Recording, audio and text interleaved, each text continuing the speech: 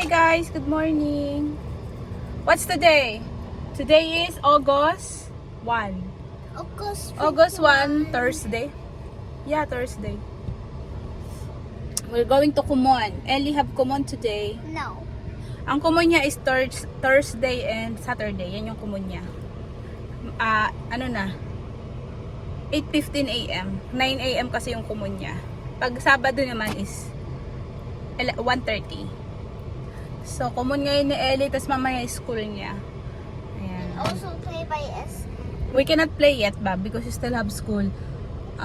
We're gonna play on Saturday after your Kumon. Weekend, okay? After your Kumon. Today we cannot because you still have school later. Okay guys, mag-drive na ako. We stop in Jollibee so Ellie can eat breakfast. Take out. Drive through. Okay guys, eat lang si Ellie. 8:30 pa lang naman. So pakainin ko lang siya. Nandito na kami sa Kumon. Ang Kumon niya is ayan. Kain lang. Pakainin ko lang siya. Ayaw daw niya yung egg. Akin yung egg. Ayan guys.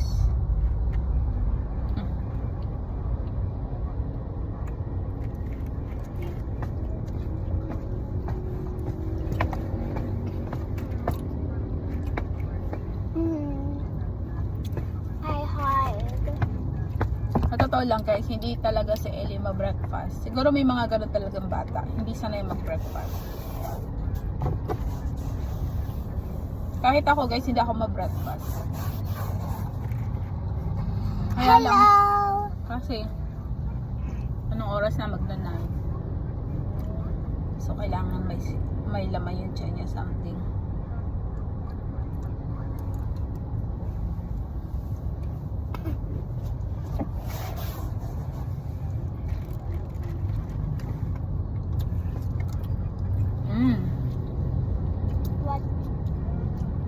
August ngayon. Sabi nila is a ghost month. So ingat po tayong lahat. What goes? It's a ghost month. What goes, Mom? Ano? That's them.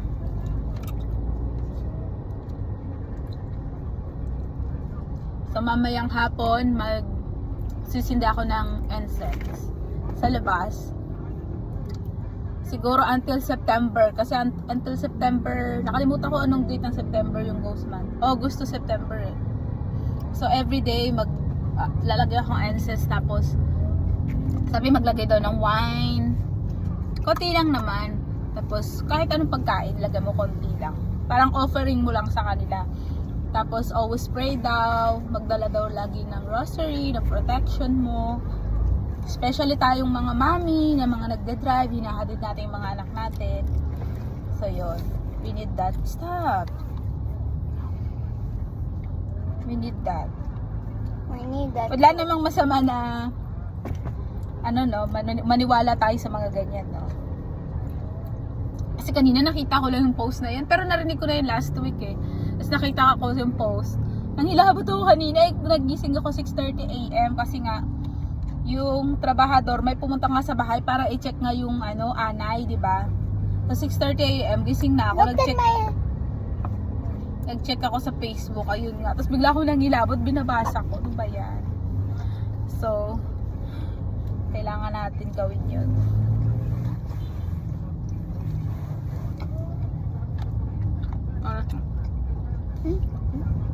Magka-quarter to 9. Okay lang yan, nagma-makeup pa naman yung mga teacher dyan. Not allowed makeup by the school. The children not allowed. The teacher put in makeup and the mommy. And I saw the pretty student have lipstick. You done? Okay. Okay na yun. Alam ko kasi sa Ellie kung hanggang saan lang yung kaya niyang kainin. Ayoko siyang pilitin kasi mamaya magsuka.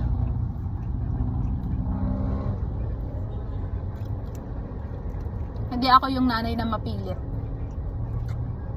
Basta alam ko nakakain naman na. Okay na yan. When earlier I eat too much Coke and eat too much cake. It is I go to the hospital to get some I go to the This I got floated. This I go to the hospital. We got boxing by the hospital. Kinakwento niya yung ano, kasi nag-summer class siya. Nag-summer class muna siya. So every day, I think 3 times nag-may birthday sa summer class niya. Eh bawal siya ng soda. Kahit sino naman sa mga bata, 'di ba? Hindi talaga pwede ang soda. Lalo pang umaga yung school niya. So ang ano yata nila is recess nila is 9 AM. Eh syempre maaga pa rin yun. So lagi may birthday, nakakainom siya lagi ng soda at cake. Eh bawal si Ellie ng cake din. Pwede siya ng cake pero konti lang talaga. Hindi siya pwede ng marami kasi nga may asthma. Ang mga asthma po is marami pong bawal sa mga asthma, mga sweets. Hindi po talaga sila pwede ng mga ganyan. Dapat nga yung milk nila din ng soy milk, mga ganon. Kaya yung milk ni Ellie nung simula baby siya is pang lactose intolerance. Yun yung per day siya. Saturday. Saturday ng gabi nandoon na kami. I'm talking. Lumabas kami Wednesday ng hapon. Alam nyo ba, ang binayaran namin is 40,000. Sa Medical City kami. Ang mahal magkasakit. Ang pending niya is na bloated siya masyado kasi nga too much acid. Hindi niya kaya. Siguro sabihin ng iba, acid. Hindi kasi siya nautot, guys. Kaya yung tiyan niya sobrang laki talaga. Kahit anong gawin namin, kahit ano yung ipaano namin sa kanya, hindi niya talaga na ilalabas. And finally, I otot. Tapos yun, nasa hospital kami, nautot na rin siya at na dumi. Pero yung suka na siya ng suka, guys. Akala nga namin appendix kasi yun nga yung suka ng suka. Hindi niya na talaga kaya. Yung color ng paa niya nun is maputla na talaga. Kaya ano? Yeah. Kaya dinala ko na siya. Eat the burger. Dinala ko na siya sa hospital nun kasi umiiyak na talaga siya, sobrang sakit ng tiyan niya. Tigas, grabing tigas talaga.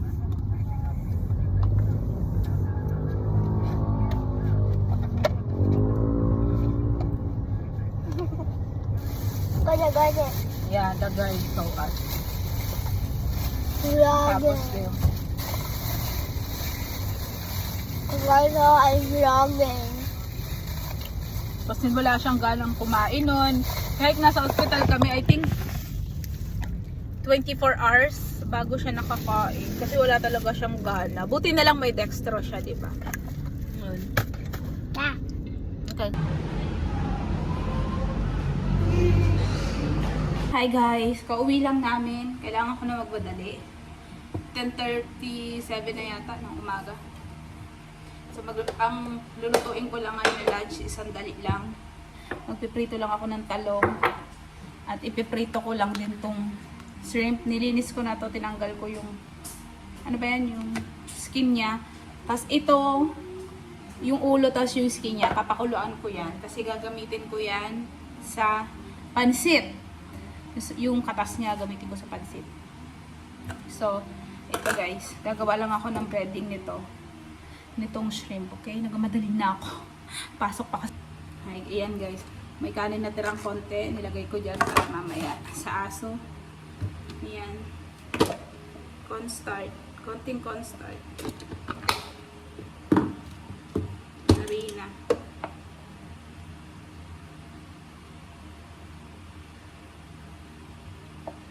Tansya-tansya lang ako guys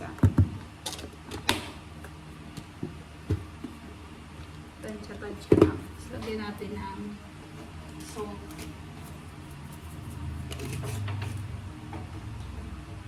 Pepper.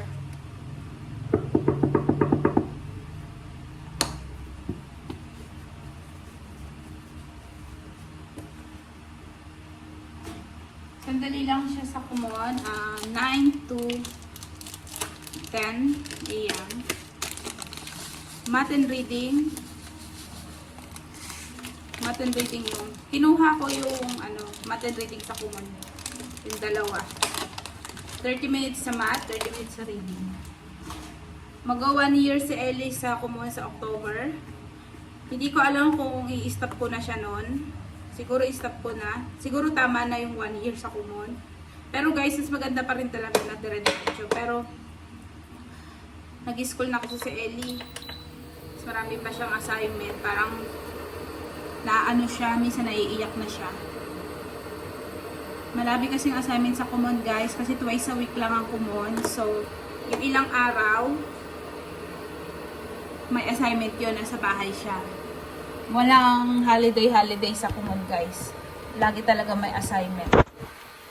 Ayan, lagyan natin ng oil yung mantika. Ang gagamitin kong oil yung pinagprutuhan ko ng manok kahapon. Manok lang naman yan, kaya okay lang. Sayang, mahalang oil. Mahalang oil guys, kaya gamitin pa rin natin.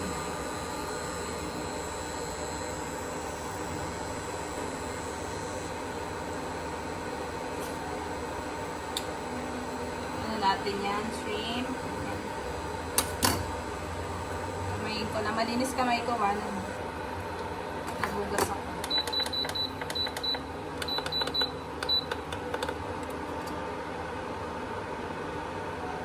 Mabilis lang naman ito. Kailangan namin ng mabilisan lang. Kasi nung oras na.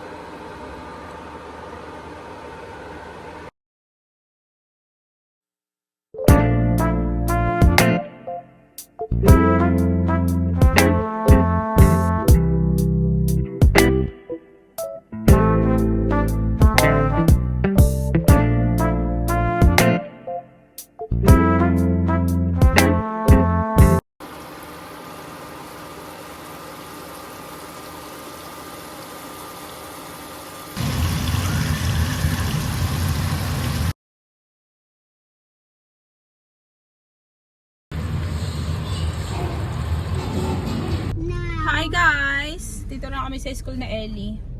Pero mamaya pa kami pupunta doon. Sa kotse lang kami. Say hello! Kalantong oh! Kalantong! Kalantong! Kalantong! Kalantong! I'm right behind you. Kauwi ko lang. Grabe, sobrang busy today. Paghatid ko, diba nagkumun si Ellie. Tapos uwi ulit dito, nagluto. Kasi kaso ng babaunin niya. Kasi natin siya sa school. Tapos pumunta ako ng SM. Kasi may kailangan silang hygiene kit sa school. Ito yung mga binili ko sa hygiene kit niya.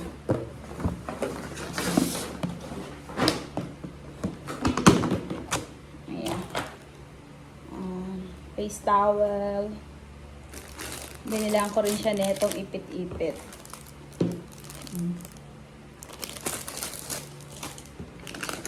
Wet wipes, towel, kaya po daming towel, and another towel, 2 towel, and soap, baby powder, ano pa ba? Sa hygiene kit niya kasi yan sa school kasi talaga yan nila.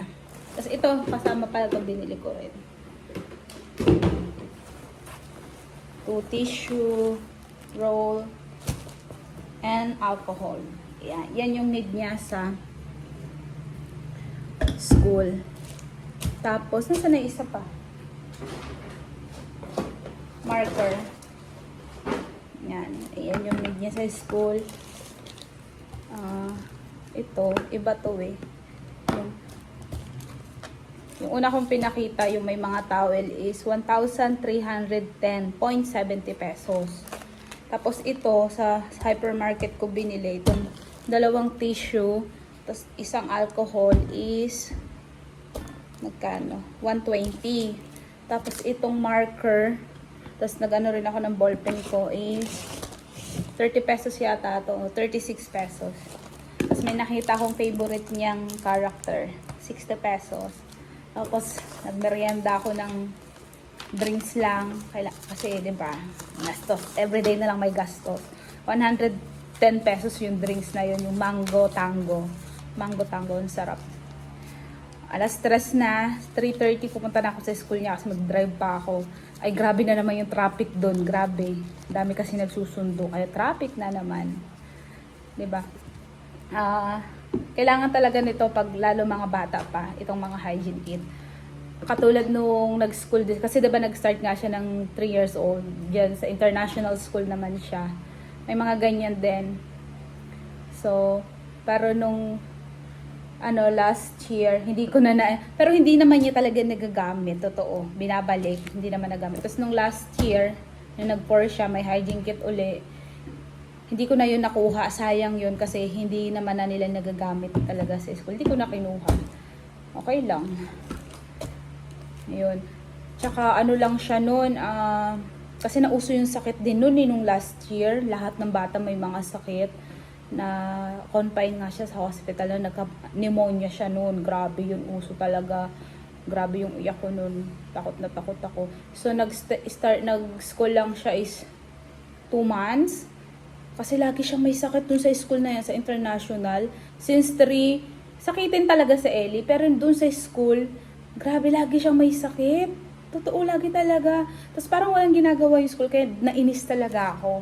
Sobrang nainis ako kasi lagi kasi kami nagbabayad ng full payment. Hindi naman mura ang private school. Alam, siguro may mga mami ditong alam na hindi talaga mura ang private school. So grabe yung bayad namin sa isang taon no. Tapos 2 months lang siya. Hindi nakapasok. Kasi parang wala silang ginagawa pag may mga sakit yung bata. Di ba dapat pag may mga sakit, wag na muna kayong pumasok, ganon-ganon. Tapos i-stop muna. Alam mo, mag-ano na lang, mag-online na lang or magbigay na lang ng homework sa bahay na lang. Dapat ganun eh. Pero wala silang ginawang ganun. Kaya sobrang inis na inis talaga ako nun. Kasi si Ellie pabalik-balik sa hospital hanggang naging pneumonia yung sakit niya. Grabe, galit na galit talaga ako nun. Kaya yung mga gamit niya nun, hindi ko na kinuha. Kasi parang ayoko tumapak sa school na yun. Tapos lagi pang galit yung teacher nun daw. Siyempre, hello, mga bata yung tinuturuan nyo. 3 years old, 4 years old, mga ganyan. Kasi ang ano dyan nila, pag 3 years old, they call it toddler. Pag 4 years old, level, ang tawag naman nila dyan is nursery. Pag 5 years old is kinder na. Yan yung ano tawag nila doon sa school. Kaya galit talaga ako doon. Hindi ko na kinuha yung mga gamit ni Ellie, yung mga sobrang galit ko. Alam mo yun. Kaya yun. Kaya sabi ng pedya niya, sa surrounding din siguro, kaya lagi nagkakasakit si Ellie. Siguro natutrauma din siya kasi nga lagi daw galit yung teacher. Diba? Kaya sabi ng pedya niya, baka natutrauma din yung bata na laging galit, yung ganyan, kaya lagi na lang may sakit. True, totoo yun. Kaya galit na galit talaga ako dun. Sobrang galit talaga. Kaya mini-message nila ako. Hindi ako nag-reply. Bad trip talaga ako dun. Kaya nag-common si Ellie. Pinasok ko na lang siya sa common yung nag-stop siya dun sa school. At least, kahit nag-stop siya, o sino yung nag-common siya, hindi siya nagkakasakit. Nagkasakit na lang siya neto uli nung nag-summer class kasi nga may nakain siyang bawal. Yun nga yung kinukwento ko kanina. 4 days siya sa hospital kasi may nakain siyang bawal. Marami kasi si Ellie bawal. Tsaka sakitin din talaga si Ellie. Pero kung aalagaan mo naman at susundin yung mga bawal, di ba? Yun. Pero konting ano lang kay Ellie, mahahawa na siya kasi sakitin talaga yung anak ko. Pero ngayon, yung sa common siya, hindi siya nagkakasakit. Totoo. Tama nga yung sabi ng doktor, sa surrounding nga yan. Kaya yun. Hopefully dito, masaya naman siya dito sa Montessori. Lagi siyang masaya. Hindi niya sinasabi teacher's man, hindi siya nagaganon. Pero ngayon sa common, kasi yung isang teacher niya sa reading, yung itsura nun mukhang matapang eh. Kahit ako na sa itsura nun eh. Yun, umiiyak si Ellie. Sabi niya, Mom, I cry. Why? Because I don't know the answer. I don't know to read properly. Umiyak daw siya, di ba? Sometimes, sana yung mga teacher, pag alam nilang 3 years old, 4 years old, 5 years old, sana yung patient nila, di ba? Yung habaan nila, hindi yung lagi kayong galit. Galit na nga yung mga mami, pati ba naman dun galit din. Di sobrang na-pressure na yung bata, di ba? Okay guys, hanggang dito na lang yung vlog ko. 3:30 susunduin ko na si Ellie. Okay guys, thank you for watching my video. Bye!